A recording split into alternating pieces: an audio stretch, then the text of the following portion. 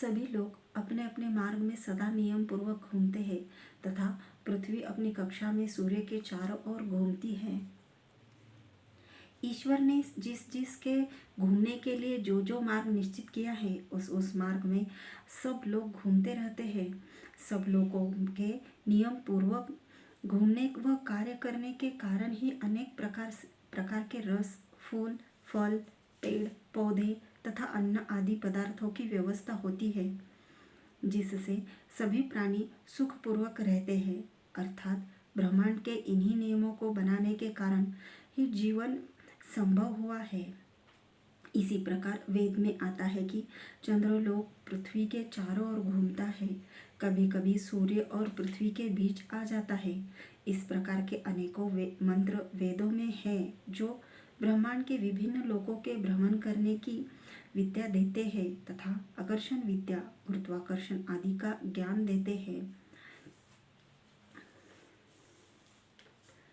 हे परमेश्वर, जब आपने आकाश में बहुत दूर दिखने वाले सूर्य रूप शुद्ध दैदीप्यमान ज्योति को स्थापित किया, तब ही संपूर्ण भुवन लोक लोकांतर नियमबद्ध हो गए। अर्थात सूर्य के आकर्षण से सभी ग्रह आदि उसके चारों ओर नियम पूर्वक घूमने लगे। ब्रह्मांड के विषय में इस वेद के मंत्र से बहुत सारी विद्याएं एक साथ समझ आ जाती हैं। कहा तो बाइबिल और कुरान में धरती को चपटी कहा गया है और सूर्य को पृथ्वी के एक छोर पर काले पानी के झील में छिपते दिखाया गया है।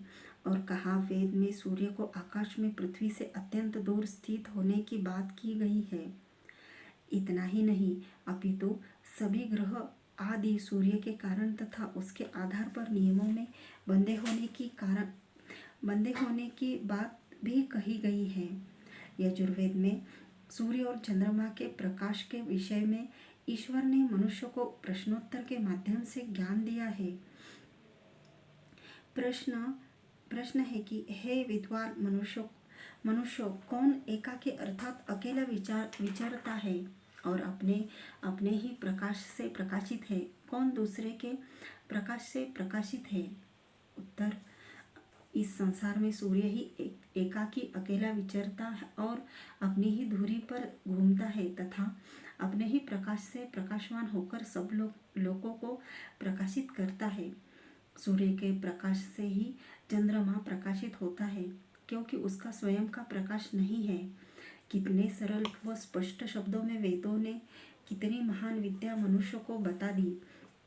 ऐसे ब्रह्मांड के अनेकों गूढ़ रहस्यों को वेदों में खोला गया है। वेदों में सृष्टि नियम के विरुद्ध कोई भी बात नहीं है। सृष्टि के नियम ईश्वर ने बनाए हैं, अतः ईश्वर का ज्ञान सृष्टि नियम के विरुद्ध नहीं होना चाहिए। मनुष्य को सृष्टि का ज्ञान देने हेतु ईश्वर ने वेद में गणित विद्या भी सिखाई है। गणित विद्या को वेद में इतने विस्तार से समझाया है कि आप आश्चर्यचकित हो जाएंगे। यजुर्वेद के मंत्रों से बड़ी बड़ी संख्याओं को जोड़ना, घटाना, गुणन, भाग, वर्ग, वर्गमूल, घन, घनमूल, भागजाति, प्रभागजाति आदि गणित के सभी अंगों का ज्ञान दिया गया है। जिस प्रकार आज भी बच्चा विद्यालय आदि में जाकर अध्यापक से गणित विद्या सीखता है, वैसे सृष्टि की आदि में सर्वप्रथम उत्पन्न हुए मनुष्य को वेद का ज्ञान स्वयं ईश्वर ने सीधे उनकी आत्मा में स्थापित किया था। ईश्वर का कोई आकार नहीं है तथा वह प्रत्येक जीव के अंदर स्थित है, अतः सर्वप्रथम उत्पन्न हुए मनुष्य के भीतर ही ईश्वर ने ज्ञान प्रदान कर दिया था। इसीलिए ईश्वर को आदि गुरु भी कहते हैं। गणित की विद्या सिखाने के बाद वेदों में पृथ्वी आदि का माप निकालने का ज्ञान प्रश्नोत्तर के माध्यम से दिया गया है। प्रश्न, पृथ्वी की सीमा क्या है? सब भुवनों लोकों को बनाकर आकर्षण द्वारा किसने आकाश में स्थापित किया है? उत्तर, यम वेदी परो अंत पृथ्वी व्याय यज्ञो भुवनस्य नाभि। अर्थात हे मनुष्य, इस गोलाकार पृथ्वी आदि में ऊपर से भूमि के अंत तक मध्यस्थ रेखा द्वारा व्यास निकालकर भूगोल की सीमा माप निकाला जाता है। दूसरा जो यज्ञ स्वरूप ईश्वर है, उसी ने सभी लोगों को आकर्षण युक्त किया है और वो नियम पूर्वक अपनी कक्षा में घूम रहे हैं। सभी लोगों के बीच ईश्वर ने ही आकर्षण स्थापित किया है। इस मंत्र में पृथ्वी का व्यास तक निकालने की विद्या दी हुई है। इससे यह सिद्ध होता है कि करोड़ों वर्ष पूर्व के मनुष्य भी जानते थे कि पृथ्वी गोल है, क्योंकि वेद का ज्ञान करोड़ों वर्षों से मनुष्य के पास है। गणित विद्या अनेकों विद्याओं की जननी है। जो लोग कहते हैं कि भारत ने संसार को शून्य का ज्ञान दिया, उन लोगों को संभवतः पता नहीं है कि सृष्टि की आदि में ही संसार की सबसे प्राचीन पुस्तक वेदों में 17 अंक तक गिनती करने का ज्ञान दिया गया है। ऐसी कोई भी विद्या नहीं जिसके विषय में वेदों में प्राथमिक ज्ञान न दिया हो। उसी प्रारंभिक ज्ञान के बल पर गुरु शिष्य तथा पिता पुत्र संबंध के आधार पर ज्ञान संसार में चलता रहता है। कुछ लोग प्रश्न पूछते हैं कि वेदों में सभी विद्याएं ज्ञान विस्तार से क्यों नहीं दी गई है, सभी विद्याएं संक्षेप में ही क्यों दी गई है। ऐसा प्रश्न आलसी लोगों का हो सकता है, किंतु परिश्रमी लोगों का नहीं। परिश्रम बिना संसार में कोई भी प्राणी जीवित नहीं रह सकता।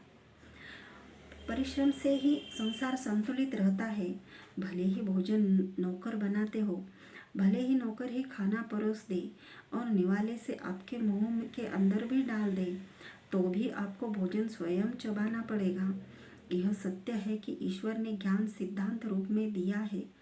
प्रत्येक विद्या के मुख्य मुख्य नियम वेदों के द्वारा मनुष्य को जना दिए हैं। इसके साथ साथ ईश्वर ने मनुष्य को बुद्धि भी दे दी है। ईश्वर ने बुद्धि को ऐसा बनाया है जिससे मनुष्य थोड़े ज्ञान से ही बहुत कुछ नया नया ज्ञान प्राप्त कर लेता है। विचार कीजिए, इतने विशाल ब्रह्मांड की असंख्य विद्याओं को विस्तार से लिखने के लिए कितने ग्रंथ भर जाएंगे। पूरा संसार ग्रंथों से भर जाएगा, किंतु फिर भी प्रत्येक विद्या विस्तार से नहीं बताई जा सकती है। ईश्वर ने प्रत्येक विद्या के बारे में ज्ञान दे दिया और फिर आज्ञा दी कि मेरी दी हुई बुद्धि और सिद्धांतों से अब नई नई विद्याओं का विस्तार करो और सुखपूर्वक रहो। जैसे वेदों में विमान बनाने की विद्या के अनेकों मंत्र हैं, अर्थात ईश्वर ने संक्षेप में विमान बनाने का ज्ञान देकर मनुष्य को कहा कि अब तुम बुद्धि से स्वयं अच्छे अच्छे विमान बनाओ। अब इससे आगे का कार्य मनुष्य को अपनी बुद्धि से करना है, क्योंकि बुद्धि मिली ही इस कारण से है।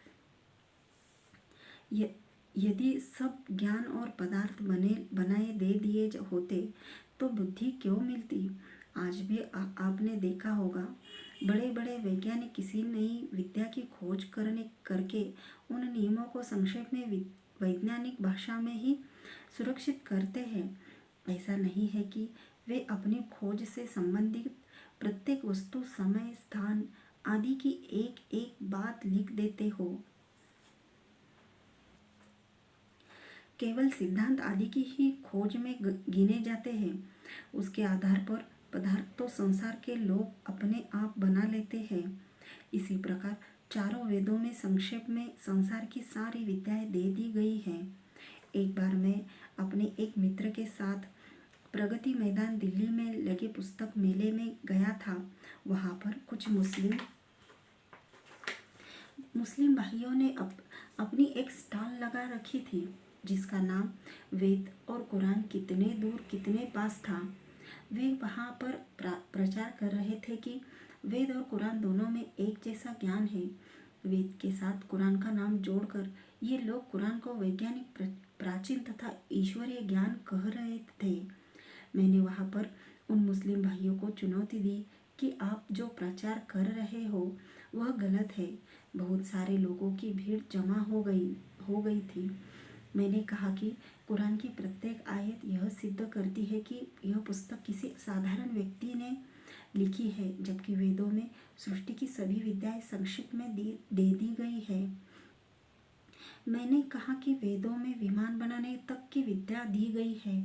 इस बात पर मुस्लिम युवक मुझे झूठा कहने लगे और बोले कि यदि वेदों में विमान बनाने से संबंधित मंत्र मिल जाएंगे तो वे सभी वेद को ही ईश्वर का ज्ञान मान लेंगे।